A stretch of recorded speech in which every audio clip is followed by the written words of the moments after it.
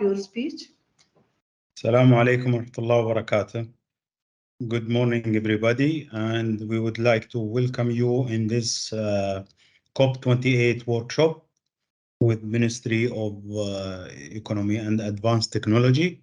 First of all, I would like to thank the team from the Ministry for well organizing and cooperation with the Ajman Chamber and Ajman CSR Center to organize this kind of workshop, and I hope everybody who's attend this workshop to benefit and to learn more about COP28, that the most important event upcoming in UAE. And it's important to know a lot about COP28 and how as companies and membership in Ajman Chamber of Commerce to benefit from this kind of great event. I would leave the floor for the team to start the workshop. Thank you very much. Thank you, Mr. Nasser Dhafri, for your valuable speech. Now we will introduce Ms. Hanan Sagar. She is the Head of Private Sector Engagement, COP28 Climate Change Special Envoy Office. She has a diverse experience in banking, climate finance, SGE advisory, FMCG, oil, gas, and NGOs and governments. She is an international enthusiastic public speaker on climate change policies and ESG standards. Currently, she's a private sector engagement team in UAE Climate Change Special Envoy Office for COP28. Ms. Hanan, please can you conduct your workshop right now? Thank you so much, Ali, and I would like to thank you and for the chamber and Mr. Nasser and the ministry as well for inviting the COP28 team in order to be delivering this presentation, and hopefully that would answer a lot of questions from the private sector who are operating in Ajman as well. So Alia, if we can start as well showing the slides, so it would be as well more clear to the audience when we start presenting on COP28. So we will start on presenting on COP28 as a concept, as the team as well, and how the private sector who are willing to be engaging with us, what are the venues and the channels to do so. And then we will speak in the second half as well about the CSR, the ESG, the accountability, and why it matters to the COP28 presidency narrative from negotiated and non-negotiated outcome at this COP.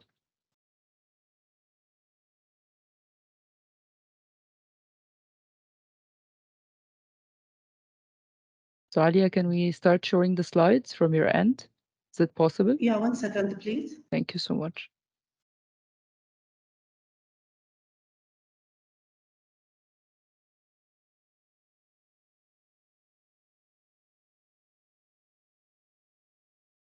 Thank you so much, Alia.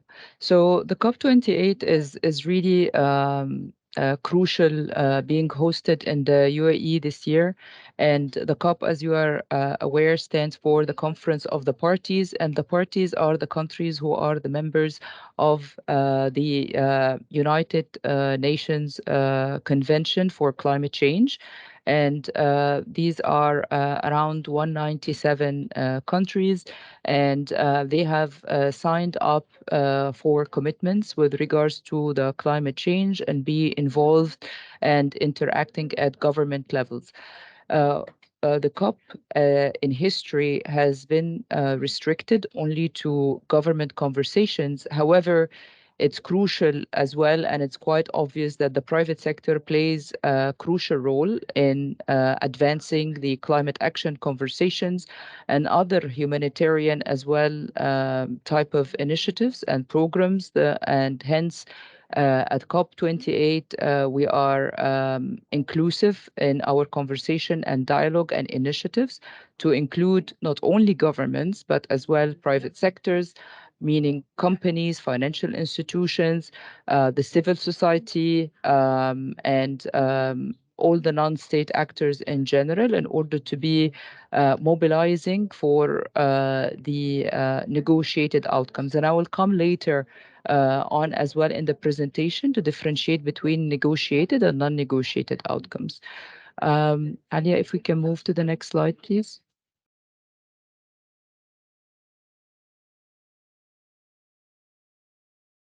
So we have an elite and estimated as well team chosen for the presidency this year.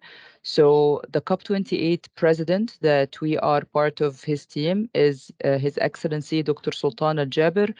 Of course, he's infamous in the UAE and outside of the UAE for the number of organizations he looks after, and he's the Minister of Industrial and Advanced Technology as well.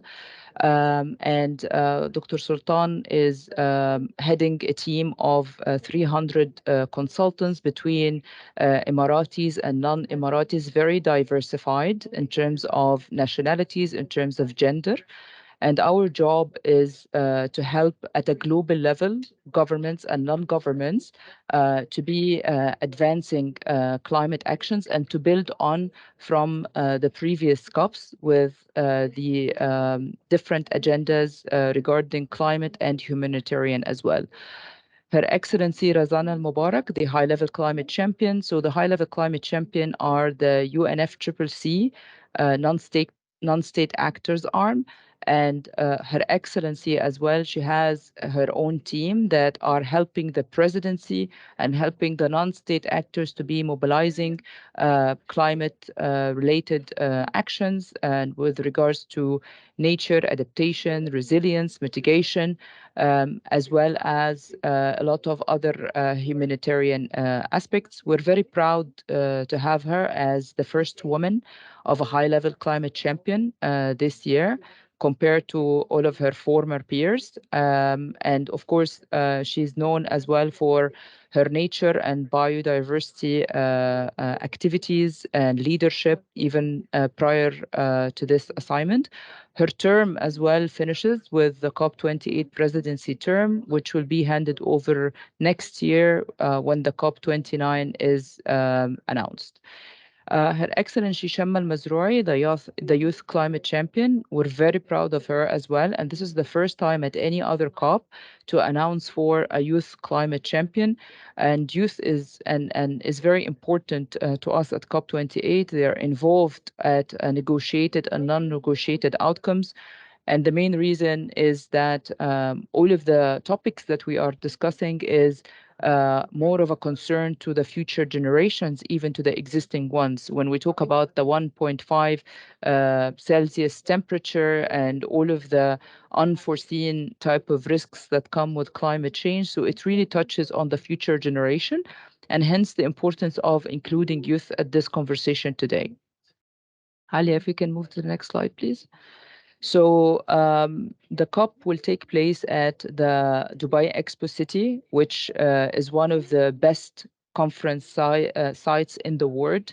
And if you have attended to Dubai Expo, we're very proud of the site as well, and it makes our life easy.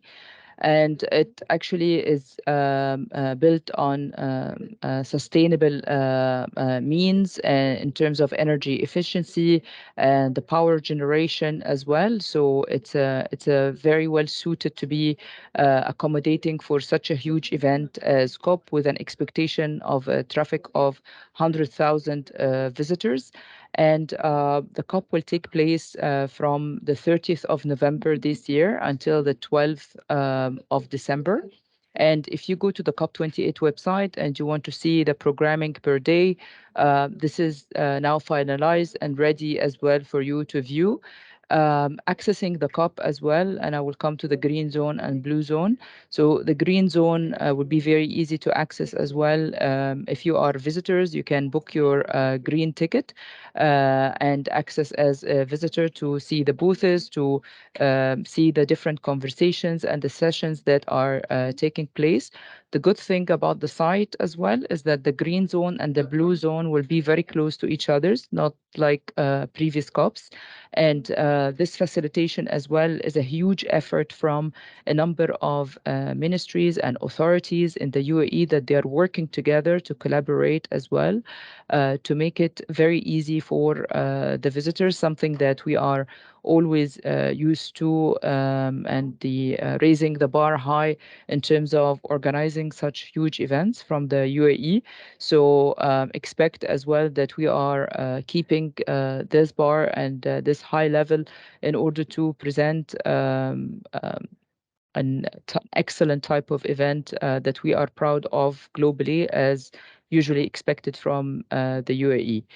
So when it comes to the blue zone and the green zone, and why the name come from the blue zone and the green zone, it's not a UAE invention. This is how COPs are previously categorized.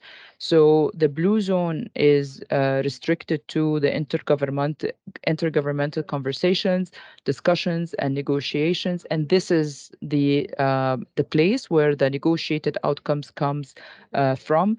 And the name comes after the UNFCCC blue color, the United Nations color. And within the zone as well, the security, the control, the management is basically given to the UNFCCC. So it becomes a territory managed by the United Nations and is not managed by the UAE. And if you would be able to get a blue badge and have this experience as well, you will be seeing the United Nations officers with their blue outfit. They are even securing the area inside the blue zone. Of course, there is a private sector as well. They get to be presented in the blue zone, but that would be with very special arrangements, whether they have spoken already to our sponsorship and events team, indicating that they want to be part of the blue zone. And of course, this comes with a particular financial package as well, as you are booking a site and area that's really desired by a lot of global players, and hence this comes with a financial package as well in order to be preparing the area and what you want to showcase inside the blue zone. There is a very sophisticated process that we have put in place as well for this blue zone. It's not every private sector who wish to be part of that, they can be. It has to as well pass a certain criteria. We have a scoring model. We are cooperating with one of the big four to be putting this matrix and criteria to see who's eligible and deserves to be in this blue zone. They must have for example, net zero commitments, or they are willing to take net zero commitments as well post-COP. So we make sure as well that we don't have any greenwashers presented at particularly at this blue zone. And then the green zone is mostly for the non-state actors or the non-party stakeholders or the non-governmental and the private sector. So it's a huge zone and it's usually bigger than the blue zone. And you will find a lot of activities from the non-state actors, including private sector, indigenous people, NGOs. All of those will be presented as well at the green zone. It's quite interesting as well for business networking and for capacity building, to learn more about the different topics under the climate, humanitarian, and gender as well. If we can move to the next slide, please, Alia. So basically over here, it explains as well what's the role of the COP hosting countries and the presidency, because there will be a lot of controversies across the news around the role of the COP, and that the UAE need to be fixing for all the problems in the climate world, which is not true. The hosting country, and it's not just particular for the UAE or for any former COP, the role of the hosting country is to be carrying a non-biased, independent conversation across governments and across non-governments as well, to ensure advancing the former agendas and conversation and ensure inclusivity. And then it liaises with each country on its own on what they are expecting to see from non-negotiated and negotiated outcomes, and try to mobilize and do this connectivity across governments and non-state actors. And hence you see that His Excellency Dr. Sultan will be always traveling, will be always having these diplomatic engagement in order to mobilize and facilitate all of these conversations at a global level. And hence, it's not expected from the UAE to be taking action on behalf of other countries without their consent. So whatever we show and whatever we are announcing for, that's by consent across all the parties, and particularly you will experience this at the COP28, so post the COP28 or on the closing ceremony, and you see the set of announcements that resulted from the COP. This is where the UAE has facilitated, but we don't get criticized as we haven't taken action on that, because it's not just the UAE, it's the 197 countries. They have to come to consent and agree on these set of actions. Next slide, please, Talia.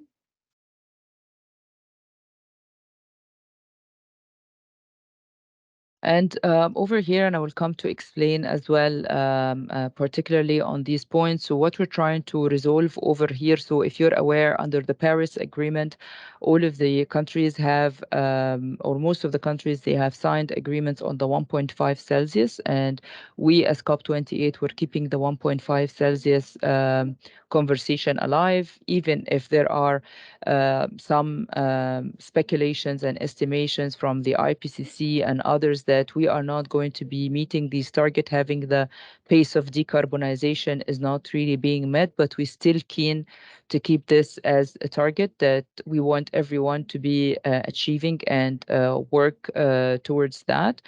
Of course, tech and innovation, and with regards to renewables, with regards to the carbon sequestration, all of this, we cannot really progress on the decarbonization without having the tech and innovation. And of course, the security agendas and the energy security agendas and the fossil fuel demand, it becomes as well challenging to be achieving the decarbonization. This comes or tops our agendas of discussion, particularly after what happened between Russia and Ukraine, and you're all aware of that. So how we can balance this between clean energy and fossil fuel demand. Of course, working on the NDCs level, how you can push the governments as well to be advancing their actions, and UAE is pioneering in that as well, and they always update and upgrade their commitments and targets under the net zero. The climate disasters and the food crisis, of course, we're talking about the water droughts, the water scarcity that could be resulting from the climate, and we're already seeing these existing problems, how this affects the food supply chain and causes food crisis as well. And then the least support as well, and the fragile states, meaning the small islands and the underrepresented groups, how this is a responsibility that falls in COP, that we include them in most of the narratives, and then we bring their problems as well globally, and ask for particularly the developed countries on how they can help out with these undeserved groups. If we can go to the next slide, please, Alia.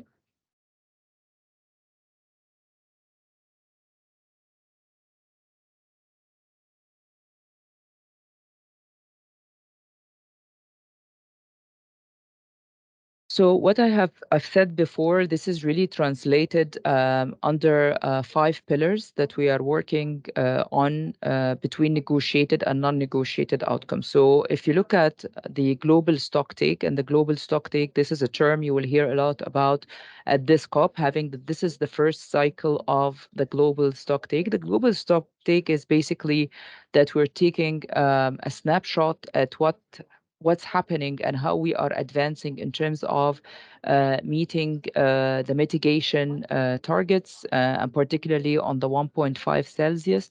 So we are taking a pause and we're seeing what actions has been done, what needs to be upgraded as well, or how do we want to change the way that we are looking at renewables, decarbonization at a government, at non-government level, in order to be meeting this gap. So the global stocktake becomes really the umbrella that we are working towards this year, and this is going to be the first COP post the Paris Agreement. to state where we are at with the global stocktake and what needs to be done. Mitigation, of course, if you're all aware, it has got to do with all of the greenhouse gas emissions, what needs to be done in order to balance this out, how we need to decarbonize, and the renewables conversation, and how we need to triple, for example, the renewable and the clean energy means in order to be meeting these targets. Adaptation as well is that we are aware that the 1.5 Celsius and the rise temperature is happening. So how we are adapting to this rise in temperature and all of the negative consequences that happens from the weather hazards, meaning that the floods that they take place, how we are as humans, for example, that we're strengthening the infrastructure to be facing the crisis that comes from the weather hazards, how we are protecting our agriculture means and securing our food supply chain and water. All of this comes under adaptation and the nature solutions. Loss and damage is one of the most complicated topics, and this has been an agenda that has been pushed back for a number of years in previous COPs as well. However, COP27 succeeded in bringing this for the first time on the table of negotiations and for it to be discussed. And it's on the UAE team shoulder this year in order to come with effective solutions, whether this is a finance vehicle or others, in order to put a pressure on the developed countries, particularly the industrial countries, and to fulfill their commitments and to compensate for the crises that are caused in the developing countries because of these emissions that has been happening at least in the past 50 years. So to give you an example of that, what happened in Pakistan, in terms of flood and human crises, Pakistan is emitting around 0.3% of the global total emissions, which is not a big number if you compare it, for example, to the USA and China. However, they have faced a very bad crisis and that caused them a lot of financial losses, I think in the north of $30 billion, not to mention, of course, the human loss that doesn't have a price on it. But even Pakistan was not compensated, for example, by developed countries who operate and emits on Pakistani soils. And so this is with regards to the loss and damage, and we should be expecting to see some outcomes coming from our negotiation team. The finance is a huge topic and has a lot of pending items underneath with regards to mitigation, the commitment of the developed countries to the developing countries that came at the Paris Agreement that hasn't been fulfilled yet. A lot of topics under finance, including innovation solutions, including the blended finance vehicles, the MDB's role into the financial system, how the financial system is broken in order to deploy under sustainable finance and what needs to be fixed. So the Finance Day as well at COP, which comes on December 4th, you will find it one of the busiest days and has the most activities underneath and conversations, because you cannot really advance climate finance, climate actions without having the finance that supports that, and particularly when you want to deploy and fix problems in the developing world that finds a lot of challenging access to capital finance. If we can go to the next slide, Alia, please.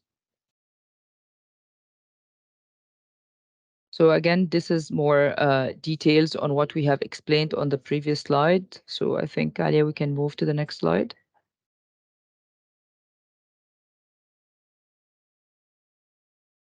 Over here, it's more details, again, on the different topics that we spoke about. So we spoke about in a simple form, but in order to achieve that, there are particular teams who looks after each and every of these bricks. And according to those topics that you see on the screen, we are having around 80 initiatives and projects at COP28 that we are working on, so which is keeping us very busy in order to be able to announce and have an inclusive, again, and an outcome that fulfills the expectation at a global level, not just for the UAE, but at a global level. So a lot of consultations happens, discussions amongst parties and non-parties, including representatives from the 5 regions of the world and the countries as well. And this is why we are very busy along the year working on these topics in order to be able to deliver in this short span of time.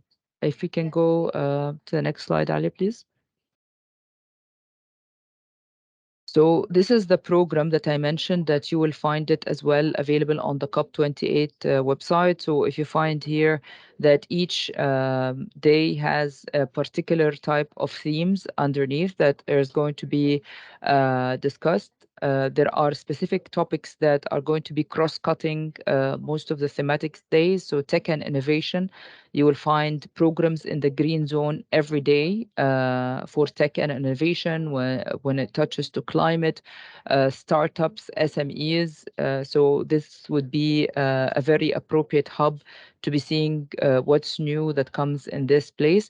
Inclusion, of course, that's cross-cutting across all of the days. And when we are designing as well for our programs, we have to be very mindful to diversity in terms of ethnicity, nationality, gender as well. So we balance out even within our events. Of course, the frontline communities, meaning the NGOs and the civil society, they are involved in all of these days and conversations, and finance as well. So you'll find finance topics as well and strategies cross-cutting all of the days. If you can go to the next slide, Alia. Of course, the COP28 team is not creating everything around sustainability or climate action, and it's not new to the UAE. The UAE has been advancing these conversations for a number of years, and of course, Mokai is they have been advancing this in comparison to other ministries around the world, and we're very proud of them. The foundation of Salma bint Hamdan as well, and we are they've been advancing this for a number of years, and we're working very closely to with those both entities to make sure that we, as COP28 and all of these organizations, we are working in alignment, and we're having a single voice of the various topics and narratives, and we're not working in silo. Next slide, Alia, please. Over here, if you want to take a screenshot of this or a picture as well of the different social media that you want to follow us on and see what's new announcement that coming from COP, how to engage with the COP28 teams, particularly as a private sector. There are venues and channels to do that, not that to have bilateral conversations. And the reason is that we, as a team, were very limited in terms of capacity and in terms of time as well to accommodate for global conversations. So we cannot have bilateral conversation with each entity on its own. But what we advise is we are in close collaboration with the likes of the Ajman Chamber, for example. So you can, through the Ajman Chamber, raise questions or requests to us. Or, for example, we're similarly very collaborative and close to the Dubai Chamber and the Abu Dhabi Chamber as well, to the different ministries. So this is where as well we cannot accommodate bilateral conversations, and we don't as well favor some companies over others. So there has been a time that we could have like main stakeholders to work with at the beginning of the process, and that means January, February, when we wanted to shape our initiatives and projects, and particularly the companies who are advancing different initiatives and projects globally for climate and working with previous COPs. But at this moment as well, really where you can be engaging with us is through sponsorship and events, which again comes with a financial package to do that, or to book a space at COP28. And you can find their links and you can send an expression of interest to them over the COP28 website. or as well, if you choose to be attending the event through the ticketing process to book a green ticket, or through the programming as well, who are their contacts as well on the COP28 website, just to set expectations. Usually who we invite to speak at COP at no cost, usually they are the experts in their field. So whether they are professors or someone who has been having a research, or a former ministry or a ministry a minister who has particular experiences that they can share at COP. It's not open for everyone. The COP process is very specific to specific players and stakeholders, and it's not just open for everyone, just to set expectations as well. I'm done with the COP28 presentation, but what I'd like as well to highlight, having the corporate social responsibility, and I want to allude to that as well. Corporate social responsibility, or ESG, or the United Nations SDGs, these are all parameters that we are very much caring about it at COP, from the instance of the sponsorship and events, creating bar to entry, making sure that whomever is involved from a sponsorship and events perspective, that they are Race to Zero member, or they have particular commitments as well. And we do review their ESG parameters in this regard, to make sure as well that we are having the right stakeholders presenting at COP. And secondly, as well, when you look at the programs of the COP28, December 4th is really dedicated for accountability.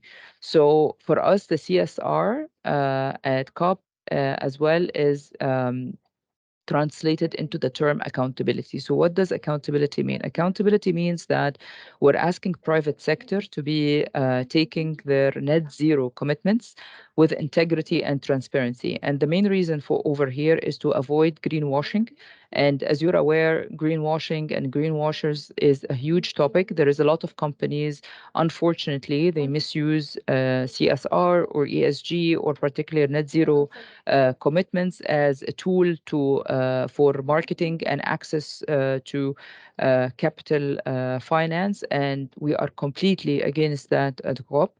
And what we're trying to advocate for at this Accountability Day, and we do have events even for accountability in the blue zone and green zone, and we will have capacity building events hopefully on December 8th as well at COP, and in the runway to COP as well, with the different chambers, to raise awareness around accountability. So basically, accountability, we're asking companies to start having net zero commitments, and they start as well reflecting these net zero commitments throughout transition plans. And these transition plans as well, they become visible to their auditors. They become as well visible for reporting on their progress with their emissions on annual basis. And not just that as well, we need as well going forward to have validation and verification from these companies with third parties on their emissions. So it's not enough for the company to be saying, I have advanced and I have decarbonized this year by this X amount. No, we want the companies to be verified by a third party, and we want this stamping to happen, not as part of the whole COP28 process, but this is the criteria that we put particularly for the sponsors at this COP. So if you see one of the companies, for example, that haven't been really advancing their net zero journey prior to COP, make sure that when they are announced as a sponsor at COP, that we have made sure we took them through this due diligence. We have been looking into their files for too long. We have a very strict KYC process, so know your customer process, and we ask for a lot of documents and so forth with even the companies involved at the sponsorship side. Again, for the accountability, you will be seeing a lot of announcements coming from our end in terms of accountability. You will see it happening as well in the runway to COP. So there will be capacity building events that we are going to contribute at and will collaborate at locally with the different chambers, with the ministry, as well with different stakeholders, to make sure that we are preparing particularly the UAE private sector or the UAE operating companies to what accountability means, what we are expecting from them in the runway to COP and post-COP. I think I will stop here, and I'm happy to receive any questions. Thank you, Ms. Hanan, a lot for this valuable information. You give us a great workshop. It was so beneficial regarding COP28. Actually, you give us a great and comprehensive explanation and information. If any one of you have any question, may I ask Ms. Hanan about it? Thank you.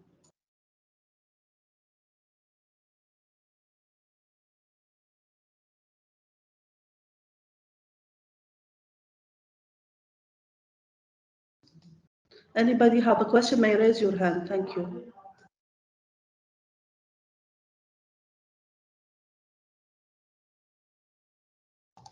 Hello, good morning. Hi, can you hear me? I can hear you. I find it difficult to pronounce your first name. My name is Yeah. EJ. Hi, EJ. Sorry for that. No worries, Hanan. I just wanted to ask, I represent City University at Ajman. We're a higher education institution. And I wanted to know, at this stage, at this level, how do you see education institutions participating in COP28? Because I know COP28 has been around for a while, but this is our first time getting into it. So is it too late? How do we get involved at this stage? Sure. So we do have education as one of the work streams that we have, and we have a team that looks after that. So if you'd like, EJ, we can put you as a university in touch with our education team as well to see how you can contribute at COP. And if you look at our program as well, on December 8th, we do have the capacity building at Education Day. So there will be a number of activities taking place on this day, and really education, capacity building across the various topics takes a huge part of our interest and of our effort as well. So perhaps post the call if you can pass your context to Ms. Alia or Ms. Moza, and then we can forward it to our relevant education team. Great. Thank you, Hanan. I'll do that. Thank you. Thank you. Thank you, EJ.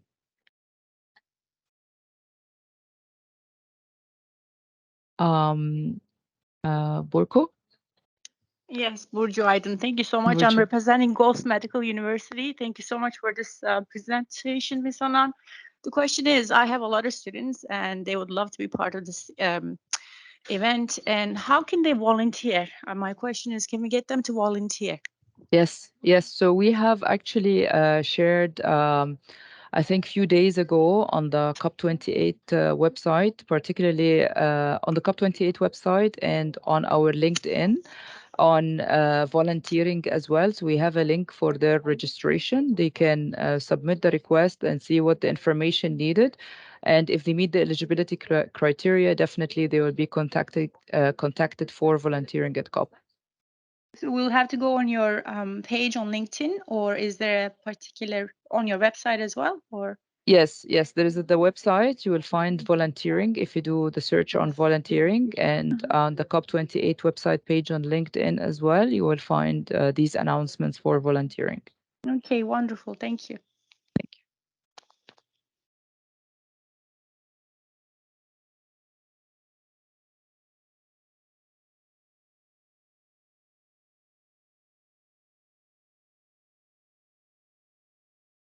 Anyone have any question for Ms. Hanan?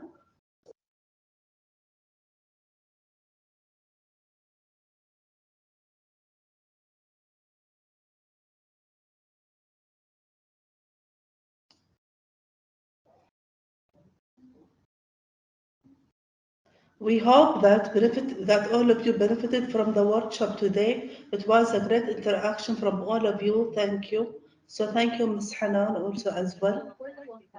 Thank you so much, But Ms. we will- Alia and Ms. Musa. Thank you so much. It was really an honor and it sharafed, and thank you so much. And looking forward to any further requests offline that could be sent through you to us as well. Happy to look at that if there are further queries that were not discussed on the call today.